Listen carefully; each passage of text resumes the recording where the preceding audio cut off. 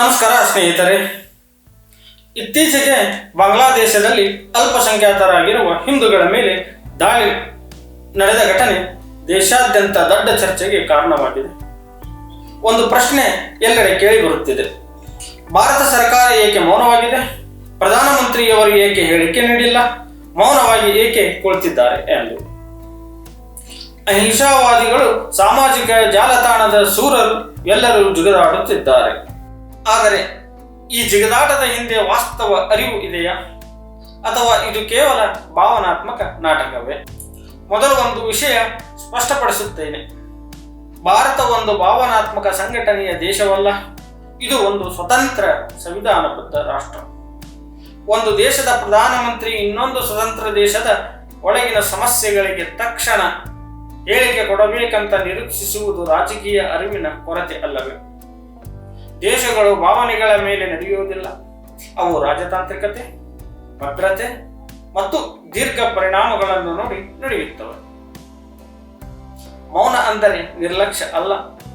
ಬಹಳ ಬಾರಿ ಮೌನ ಅಂದರೆ ಒಳಗಡೆ ನಡೆಯುತ್ತಿರುವ ಕಠಿಣ ಮಾತುಕತೆ.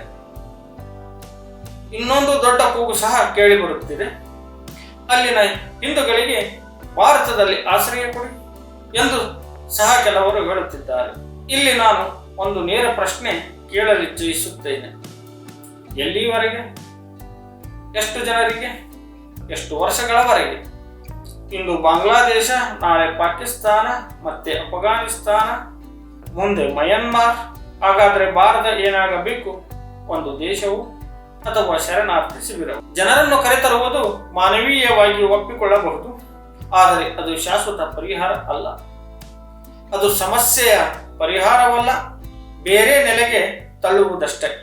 ಇಲ್ಲಿ ಒಂದು ಉದಾಹರಣೆ ಏನೆಂದರೆ, ಯಹೂದಿಗಳು ಶತಮಾನಗಳ ಕಾಲ ಹಿಂಸೆಗೆ ಒಳಗಾದರು, ಪ್ರತಿ ದೇಶದಿಂದ ಓಡಿಸಲ್ಪಟ್ಟರು. ಆದರೆ ಅವರು ಯಾರಾದರೂ ಕಾಪಾಡುತ್ತಾರೆ ಎಂದು ಶಾಶ್ವತವಾಗಿ ಕಾಯುತ್ತಾ ಕುಳಿತುಕೊಳ್ಳಲಿಲ್ಲ. ಅವರು ಒಂದು ಸತ್ಯವನ್ನು ಅರಿತರು: ಅಸ್ತಿತ್ವ ಭಿಕ್ಷೆಯಿಂದ ಸಿಗುವುದಲ್ಲ ಎಂದು. ಬಾಂಗ್ಲಾದೇಶದಲ್ಲಿನ ಅಲ್ಪಸಂಖ್ಯಾತರು ಯಾರ ಕೃಪೆಗೆ ಕಾಯಬಾರದು. ತಮ್ಮ ದೇಶದ ಸ್ಥಿತಿಗತಿಗಳಿಗೆ ತಕ್ಕಂತೆ ಯಾರು ಯಾವ ಉದ್ದೇಶದಿಂದ ಎದುರಿಗೆ ನಿಂತಿದ್ದಾರೋ ಅದನ್ನು ಗುರುತಿಸಿ ಅದೇ ನೆಲದಲ್ಲಿ ಅದಕ್ಕೆ ತಕ್ಕ ಉತ್ತರ ಕೊಟ್ಟು ತಮ್ಮ ಅಸ್ತಿತ್ವವನ್ನು ಅಲ್ಲಿ ಕಟ್ಟಿಕೊಳ್ಳಬೇಕು. ಭಾರತದ ಪ್ರಧಾನಿ ಬಂದು ನಮ್ಮನ್ನು ಕಾಪಾಡುತ್ತಾನೆ ಎಂದು ಕುಳಿತರೆ ಆಗಲಾರದು. ಇದು ಹಿಂಸೆಗೆ ಕರೆ ಅಲ್ಲ. ಇದು ಸ್ವಾಭಿಮಾನ ಮತ್ತು ಸಂದರ್ಭಬದ್ಧ ಹೋರಾಟದ ಪಾಠ.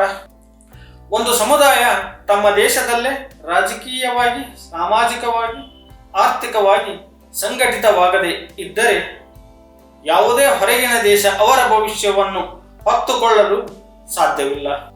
ಭಾರತ ಸರ್ಕಾರ ಒತ್ತಡ ಹಾಕಬಹುದು, ಮಾತುಕತೆ ನಡೆಸಬಹುದು, ಗಡಿ ಕಾಪಾಡಿಕೊಳ್ಳಬಹುದು, ಆದರೆ ಒಂದು ದೇಶದ ಒಳಗಿನ ಸಮಾಜವನ್ನು ಬದಲಾಯಿಸಲು ಸಾಧ್ಯವಿಲ್ಲ.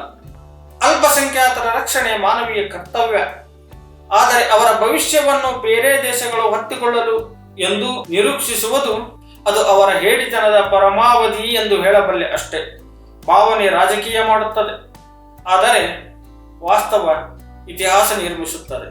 ನೀವು ಭಾವನೆಗೆ ಬೆಂಬಲ ಕೊಡ್ತೀರಾ ಅಥವಾ ವಾಸ್ತವದ ಕಹಿ ಸತ್ಯವನ್ನು ಒಪ್ಪಿಕೊಳ್ತೀರಾ ಎಂಬುದನ್ನು ಕಮೆಂಟಿನಲ್ಲಿ ತಿಳಿಸಿ ಹೇಳಿ.